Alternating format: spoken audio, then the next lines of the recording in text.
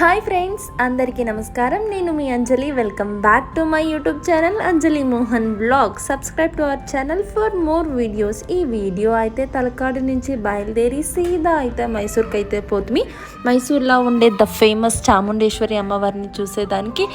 అమ్మవారు అయితే కొండపైన అయితే ఉంటారు. సిటీ సెంటర్లో పెద్ద అడవిలో కొండ ఘాట్ రోడ్లో అయితే వెళ్ళాలి. తిరుపతిలో వెళ్తాం కదా, అలాగే ఘాట్ రోడ్లో వెళ్ళి పైన అయితే దేవుడు ఉంటాడు. మేమైతే డెస్టినేషన్ అయితే చేరుకున్నాము.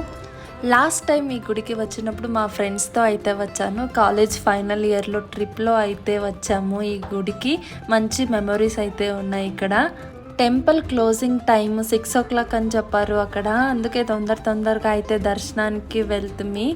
క్లోజింగ్ టైంలో వెళ్తాం కదా, దానికి ఫాస్ట్గా అయితే దర్శనం అయితే అయిపోయింది. మనకి దర్శనం అయిన తర్వాత ప్రసాదం కూడా తీసుకొని అవుట్ సైడ్ అయితే వచ్చేస్తాం మనం.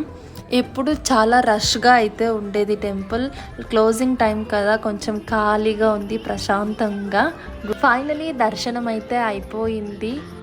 మైసూర్ అంటే ద క్లీనెస్ట్ సిటీ అని చెప్తారు. అంటే దసరాకి ఫేమస్ కదా మైసూర్లో చాలా ప్లేసెస్ అయితే ఉంటాయి చూసేదానికి, టూరిస్ట్ ప్లేసెస్.